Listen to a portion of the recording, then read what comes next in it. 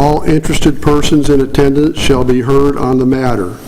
If you wish to testify on this matter, please be prepared to step forward to the microphone at the appropriate time. State your name, mailing address, and interest in the matter. For those people other than the applicant that are interested in testifying as either proponents or opponents, please sign in on the sheet at the back here. Or speak up when we call for testimony. For longer presentations, proponents and opponents may buy time from one another. You may be limited by time for your presentation. Generally, the applicant will have a total of 15 minutes to speak, and the proponents will be given 5 minutes each. The opponents will be given 5 minutes each, and those thought to be neutral on the matter will also be given 5 minutes. The applicant will then have 10 minutes for a rebuttal. All questions must be directed through the chair. Any evidence to be considered must be submitted to the hearing body for public access and to become a part of the record. All written testimony received both for and against prior to the hearing shall be summarized by staff and presented briefly to the hearing body during the staff report. Testimony and evidence must be directed toward the applicable review criteria contained as indicated in the staff report, the comprehensive plan, and the applicable land use regulations which the person believes to apply to the decision. Failure to raise an issue accompanied by statements or evidence sufficient to afford the decision maker and the parties an opportunity to respond to the issue may preclude appeal to the Land Use Board of Appeals based on that issue. Failure of the applicant to raise constitutional or other issues relating to the proposed conditions of approval with sufficient specificity to allow the local government to respond to the issue may preclude any action for damages in circuit court. Everyone present is encouraged to testify, even if it is only to concur with previous testimony. Conflict of interest. At this time, I would ask that any member of the hearing body who has a conflict of interest to please indicate the nature and extent of the conflict and whether you intend to participate or abstain from hearing the present matter. Anybody? No. Ex parte contact. Also, if any member of the hearing body has had any ex parte contact with anyone prior to this hearing, including a visit to the site, please declare the nature and extent of such contact at this time. I've been by the site, that's all, just looked at it. Does any member of the audience have any questions for any commissioner regarding conflict of interest or ex parte contact? No. The public hearing will be conducted as follows. A staff report, questions if any by the hearing body staff, open public hearing for testimony, the applicant not more than 15 minutes, proponents not more than 5 minutes, opponents not more than 5 minutes, neutral not more than 5 minutes, a rebuttal by the applicant not more than 10 minutes. We will close public testimony and ask questions if any by the hearing body. The hearing body will discuss the matter and deliberate. The decision shall be made by the hearing body at the close of the hearing, or the matter will be continued to a date certain in the future. This will be the only notice of that date you will receive. Does anyone have any questions about the procedure outlined for this hearing? Brian? Thank you, Vice Chair Boatwright. Brian Brown, Planning Director, to present this report tonight. See if I can make this next slide move.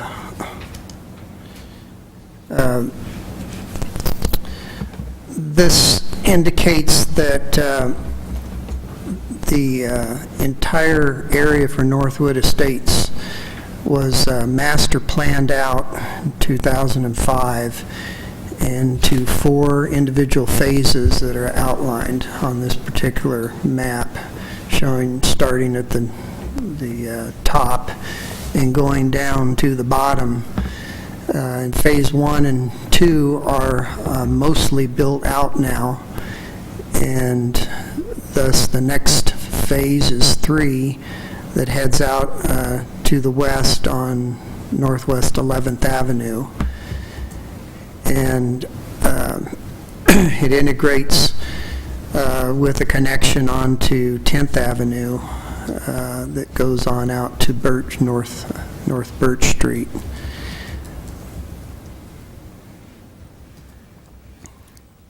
This subdivision was, as far as staff concerns, easier for review. The master plan and the agreement that went along with it, the original agreement indicated that all 4 phases would take some time for development, and that there were a period of possible years between developing each of those. And the intent was to try to stay true to that original master plan that was done, and throughout the time period. It did say that that development agreement required, after an initial period, an annual renewal. And if you recall, that renewal was on your agenda about 2 meetings ago, and you approved the renewal for the Phase 4. That's yet to be proposed at this time. This map is showing the vacant property where the Phase 3 is proposed. It shows that there are some existing houses that it's going to be surrounding, basically on 3 sides, with some of the new houses along Northwest 10th Avenue now being built. If I remember right, that was with part of Phase 2.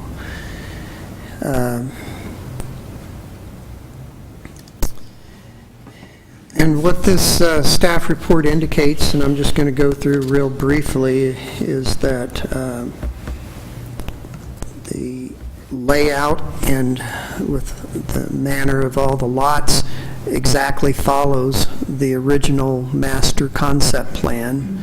There is, all the lots comply with the normal R1 low-density residential zone size, except for one that was indicated even at that original concept time, at one large deep lot that's slightly over 10,000 square feet in size.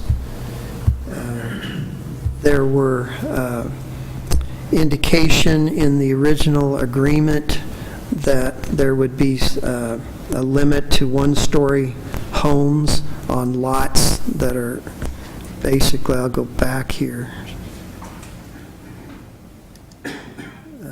You don't have the lots here, but these homes that will be backing up against those on the south side of Northwest 12th Avenue and to the west here were limited by that original development agreement and have been indicated by the applicant here to be 1-story homes to facilitate the compatibility with the longer-term neighborhood that has existed here for quite some time as the new development comes in. And so that was worked out way back in 2005 that they would do that. I can't find myself. The Phase 1 and 2 both dedicated some parkland, and that parkland was substantial enough to satisfy the system development charges that would otherwise be collected for Phase 3 and Phase 4 as well. And so that parkland is in place and in lieu of the collection of park SDCs. And so the lots that will be platted with the filing of record of this subdivision will not need to pay that. The city will not be collecting the parks system development charges, but otherwise we'll be collecting the rest of the system development charges at the time of a building permit for each lot, except for the parks. There was a traffic study done. It was in conjunction with Phase 2. They combined Phase 3. There were no particular findings of note for Phase 3. There was an overall finding in that study that recommended either speed monitoring signage or speed cushions on North Birch, and those were just installed last week. And so we'll be checking to see how they work over time now. Other than that, there wasn't any particular requirements related to this phase of the subdivision from that study. The drainage plan was worked out originally and involves some underground injection wells that would be proposed for Phase 3 as well. They do have to be DEQ approved, and we always check that during the construction phase of the development to assure that he has the approval to do those to implement the proposed drainage plan. There was some public testimony, and you have 2 of those in your packet. Let's see if I can find where I stuck the third one. One of them didn't get in the packet. I wasn't here to monitor that. The one that did not get in your packet was from Florence Ball, who resides at 560 Northwest 10th Avenue. And she states her concern that, as far as I know, just came by email, that currently there are 3 one-level homes located on Northwest 10th Avenue. And I don't know, maybe I can go back and... She says there's 3, so I'm thinking she's looking at... I don't know which way to point this thing. Does it show up over there? I can't see it on there. So behind you, it's these homes along here, but these are newer homes that are part of Phase 2 of Northwood Estates, and they are not subject to the original agreement that said there would be a restriction to one-story homes, which are the ones that are up here on the south side of Northwest 12th and along the west here. And so she's asking for something that would be beyond what the original agreement was. The infill home standard talks about doing a step-up height requirement if you have a lot adjacent to your proposed lot that you're developing that has an existing house, 2 existing lots with houses that are within 25 feet of the lot line that have been there for 5 years or more. And so our ordinance requirements wouldn't require a single-story home on the lots that back up to those on the north side of 10th Avenue, but it is a desire and a request of hers that we consider making that requirement. So I shared that input with you. Another letter that we got was from Keith Gallitz. He indicated as a homeowner in Canby and in Phase 1 of Northwoods Estates that he's very supportive of the application. The owners of the development have done a great job with the entire development and laying it out to accommodate residents and neighbors as well.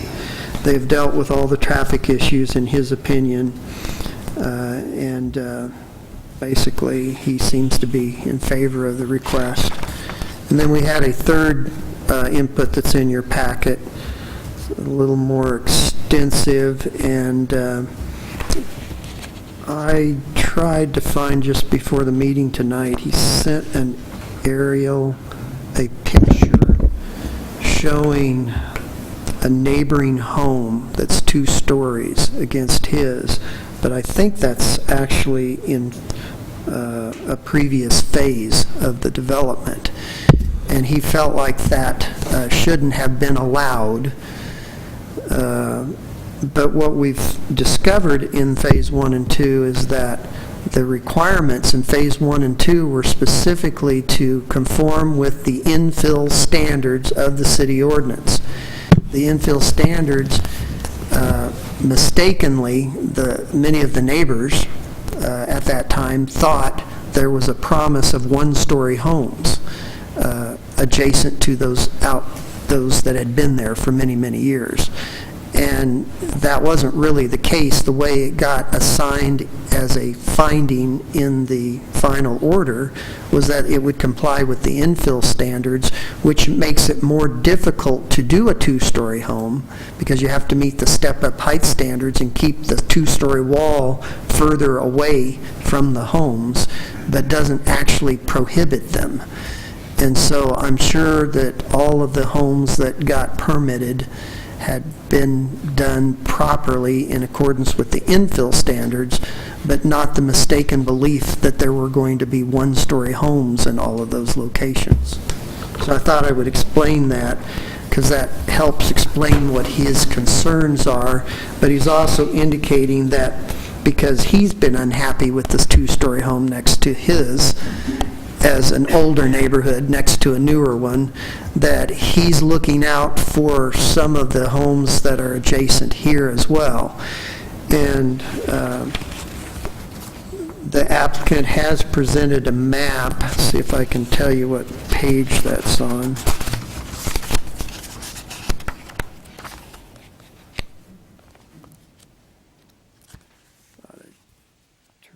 Corner on it here to see if I could find it easier, but Brian, is his letter on page 95 that you're referencing? I'm close. You're 95 at the bottom of the page in red? That's not a map.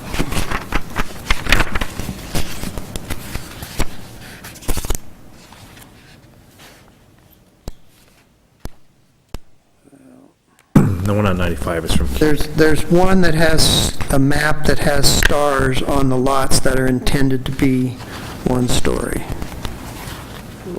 have no idea where it is now.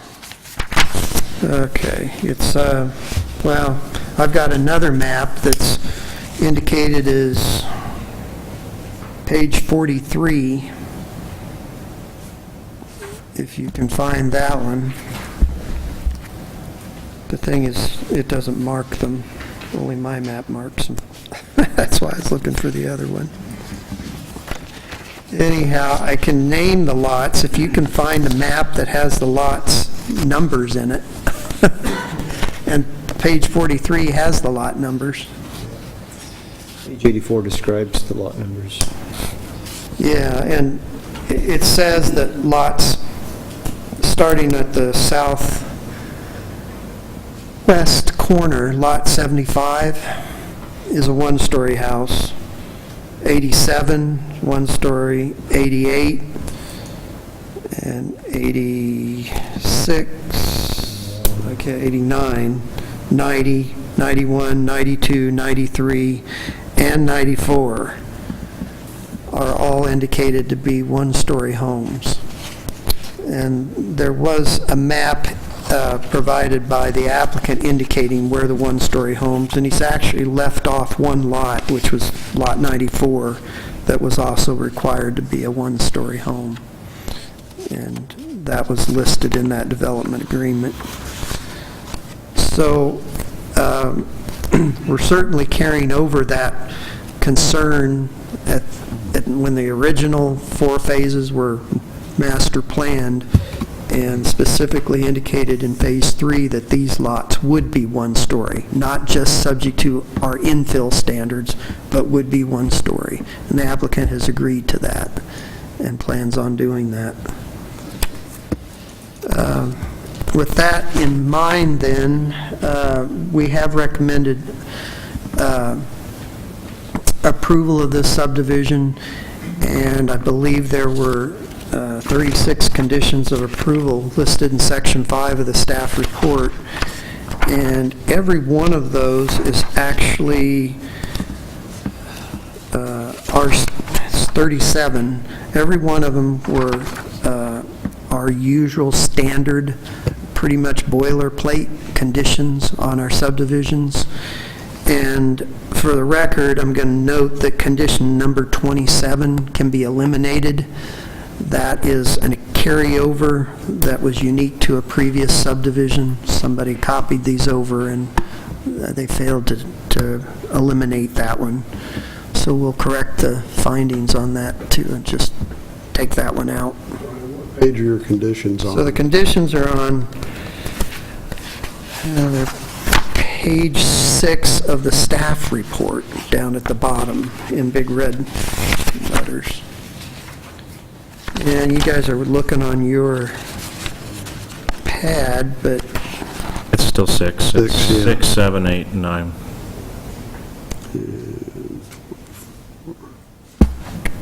it's condition number 27, under monumentation, under the,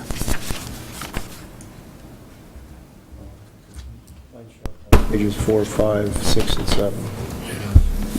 Do we have to approve the one lot? oh, pardon? 27 says we must make a finding to approve the Oh. 10 proposed lots above the maximum lot size. Yeah. We and- have to approve the one that is large. Yeah, there's one lot that's over, but we don't even have to approve it because it was planned to be over 10,000 square foot from day one with the master concept plan. So I don't think we need this condition at all.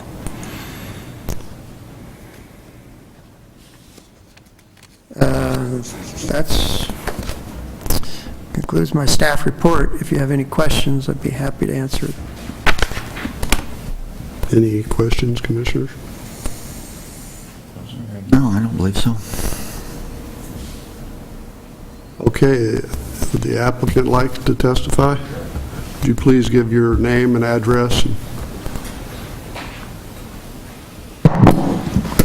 Good evening, I'm Kurt McLeod. I live at 1120 Northwest 12th Avenue in Canby. I'm one of the partners of Northwood Investments, and the application was submitted under Ron Tatone's name, but he wasn't able to attend tonight, another partner.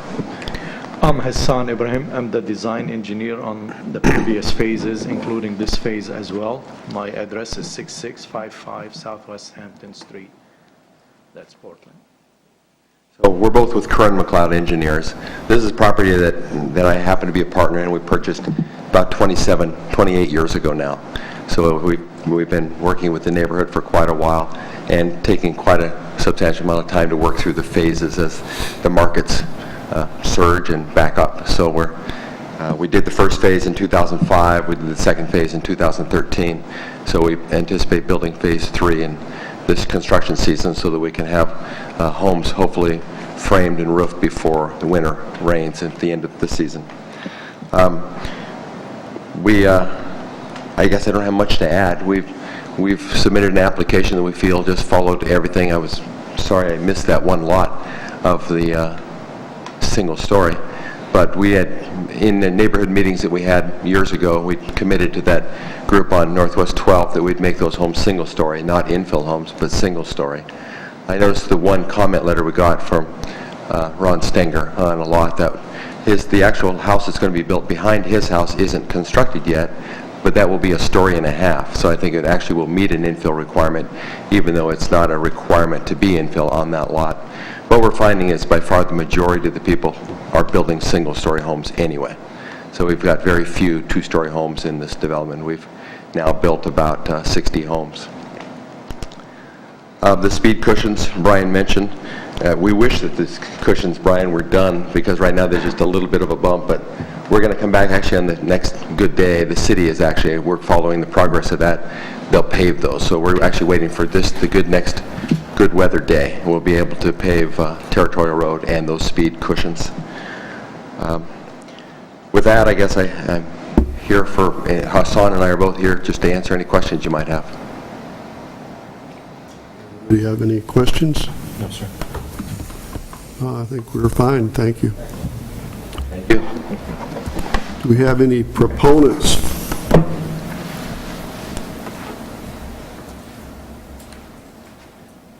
No proponents? How about opponents?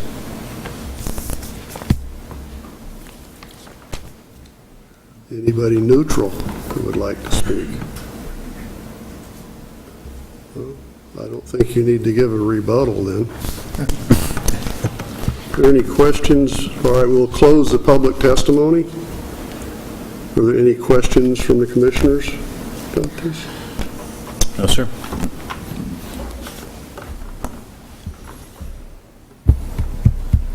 Any discussion at all? No? Okay.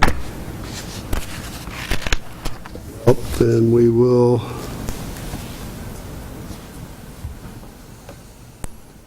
have a vote. So here's a motion to...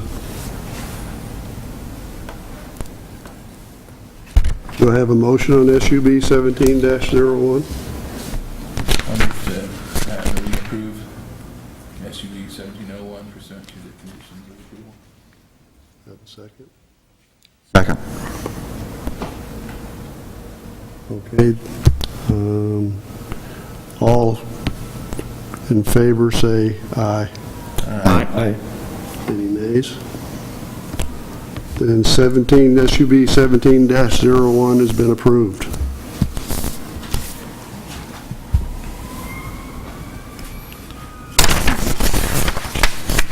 All right, now we're here to consider a request for a site and design review for the proposed Canby Utility Office, operational facility at 1265 Southwest 3rd Avenue, DR 17-01. Brian, do you have a staff report on that? Yeah, let's see if we can...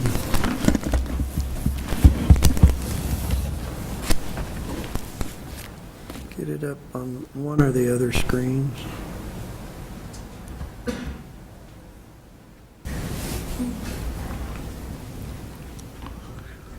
Okay. Review. Any vacant lot that's having new construction is subject to our site and design review, which is a requirement for the public hearing and advertising, and comes before the Planning Commission. And I can't get that mouse to work. I can't find it. This map shows the location at 1265 Southeast 3rd Avenue. This is just off the intersection of Pine and 99E. Highway as you curve around by the Canby Fire District Station and straighten out on 3rd Street. This used to be the site of an old orchard. Now I forgot what type of trees they were. Filberts. Filberts, that's right. They were removed some time ago. And on this street, you have the two street frontages on the property with South Pine Street and then Southeast 3rd Avenue. This is the proposed layout of the site. They've indicated in your staff report that they're proposing this in phases, with the first phase including the 15,998 square foot office building and associated public parking area, and then a second phase that would be the operational facilities that are currently located out near the Public Works office and wastewater treatment plant that's north of Territorial Road. I don't know how many of you have visited that area. It's a private road, basically, that goes back to the treatment. If you were to take North Redwood across Territorial straight, you would run into the wastewater treatment plant. And that's where their current operational facilities are located at.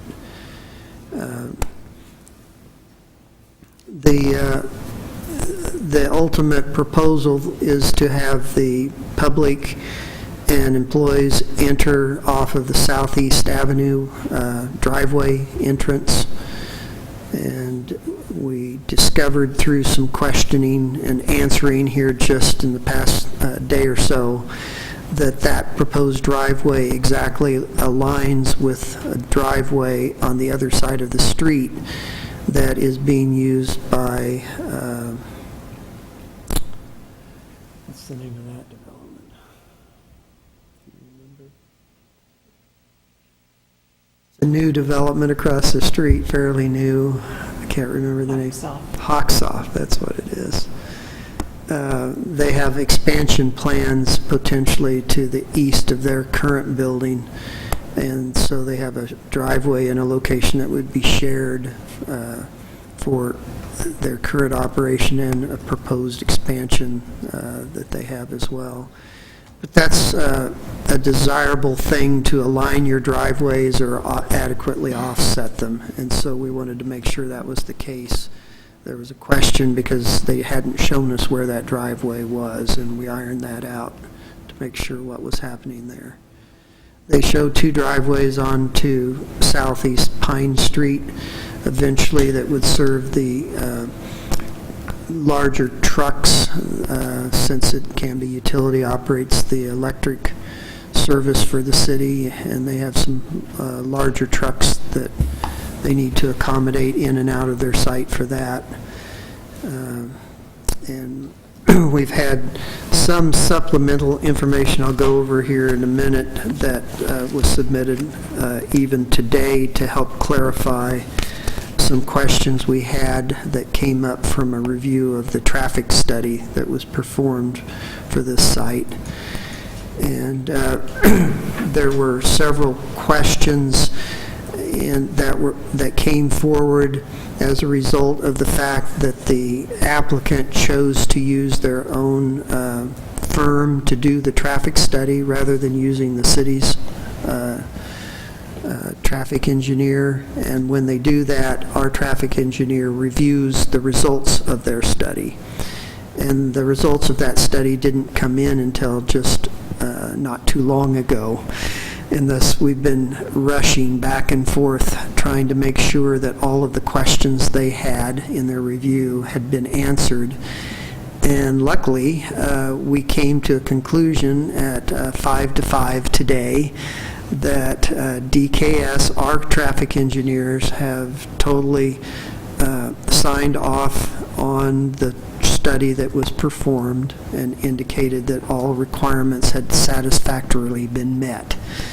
And so because of that, I'm not sure that I need to go through all of the issues that were of concern in the past day or two, because they're very technical, and we've decided that they're all just fine and meet all required standards, including the standards that ODOT would go by.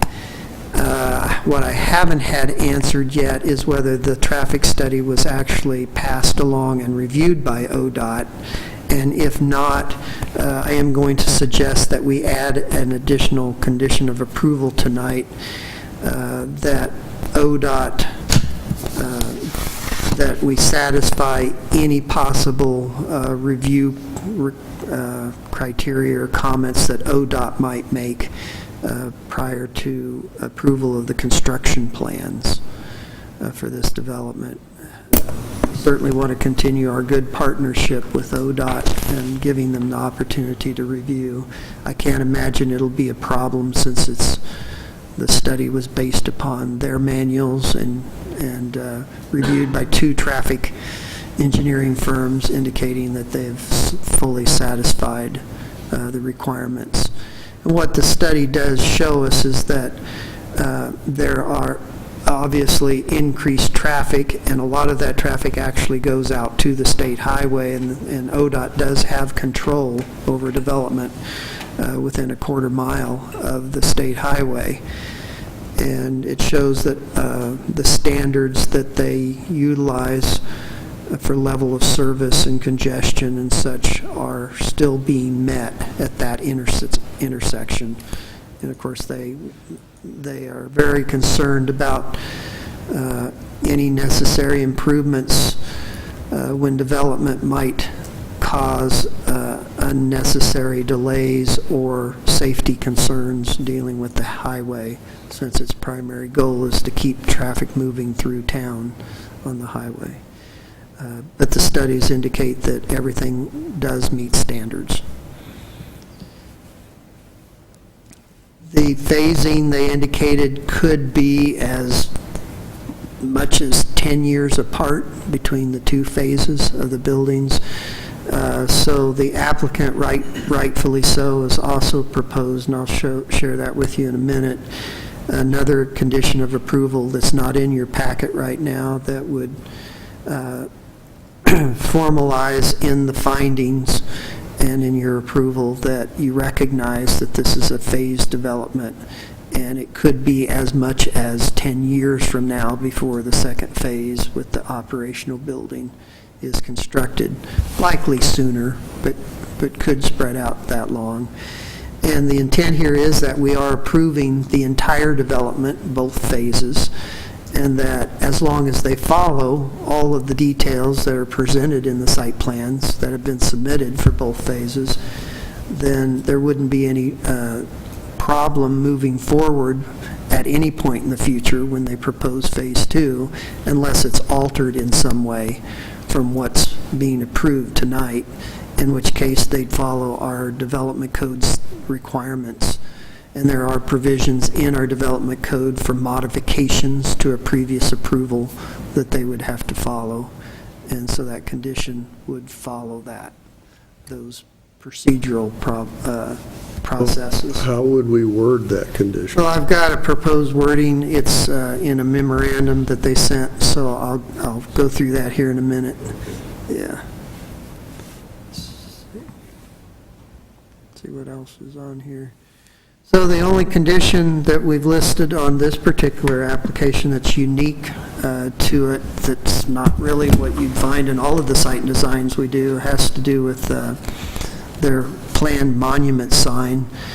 And it just indicates that it needs to be limited to the size and height standards applicable to the M1 zone, and indicated on Table 2 of our sign ordinance,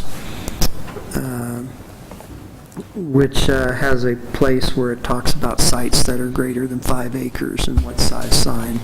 So you're recognizing by approving the site plan where this monument sign is going to go. It will still need to go through a building permit to erect the sign. And that's what this condition is telling us. Otherwise, I'm trying to think if there was anything unique that I wanted to point out.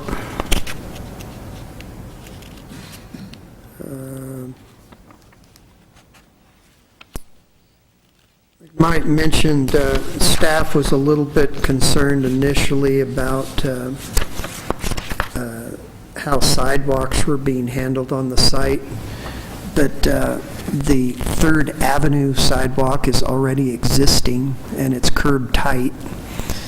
The sidewalk along South Pine Street, by our adopted cross-section standards in our transportation plan, would indicate that normally we have a planter strip and we separate the sidewalk from the curb, and we place street trees between the sidewalk and the curb.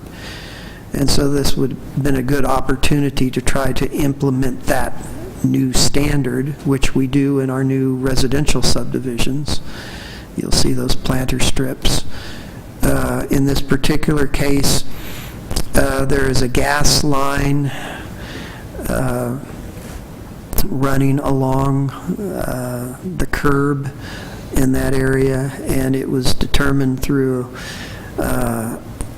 considerable discussion that in this case it's going to be better to go ahead and do a curb-tight sidewalk because of the location of the existing utilities and such, and where it'd be suitable to plant trees so that we aren't conflicting with placing trees directly over a utility line, which isn't a good idea either.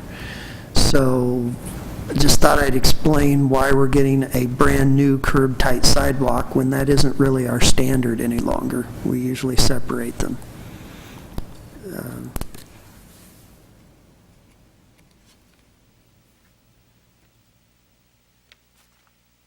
I think there's anything really need to discuss on the conclusions, and so basically have recommended approval of this design review, DR 1701, subject to the conditions we did list under section 6, or 4, I mean, which includes 6 conditions, and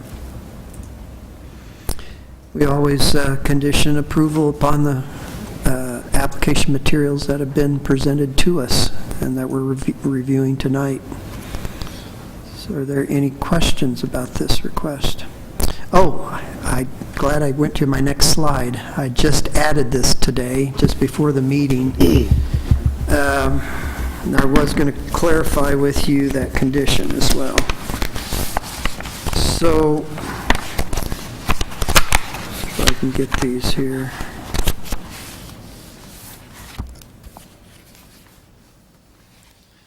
So this slide here has the 3 conditions, and actually there's going to be 4. I meant the first one that's not listed here is the condition that we would still like to have ODOT's approval of the traffic study prior to approval of the construction plans and moving forward with a building permit for this development. We think that's a reasonable thing to add. And then the second condition proposed by the applicant was the project may be built in phases with an overall time frame of up to 10 years. Any changes to the approved plan shall require review pursuant to section 16.89.090 of the Development Code. And then I've added 2 additional conditions that they've stated, the applicant has stated to us that they have no concerns with. One says on-street parking along South Pine Street within 20 feet of the site driveway access locations shall be prohibited by appropriate painted markings or signage to be arranged with the Public Works City staff. It's possible that the city may actually pay for that. I've left the wording so there's a possibility the applicant might help with whatever striping, painting, or signage might be necessary to do that. And so it's worded in a way that, but I don't know at this point. I haven't had, since we ironed this out just before 5 o'clock today, whether city will actually do this themselves. Of course, we have to agree to it since it's in the public right-of-way, and I'm indicating that we're taking the recommendation of our traffic engineer that says the MUTDC Manual of Traffic Control indicates to help preserve sight distance when you're coming out of those driveways, it would be best to eliminate these parking spaces. So that's why this recommendation's here. Then the third one is prior to occupancy, sight distance, again dealing with sight distance, at any existing access points will need to be verified, documented, and stamped by a registered professional civil or traffic engineer licensed in the state of Oregon. This is a standard recommendation we get from DKS on all of their traffic studies, in that sometimes either landscaping or signs or poles or something shows up in the site triangles that are shown to be clear of things, but sometimes don't always remain clear of things through the process. And so by prior to occupancy, having a professional come out and prove that the required sight distance, the number of feet you can see in each direction based upon the speed limit of the street,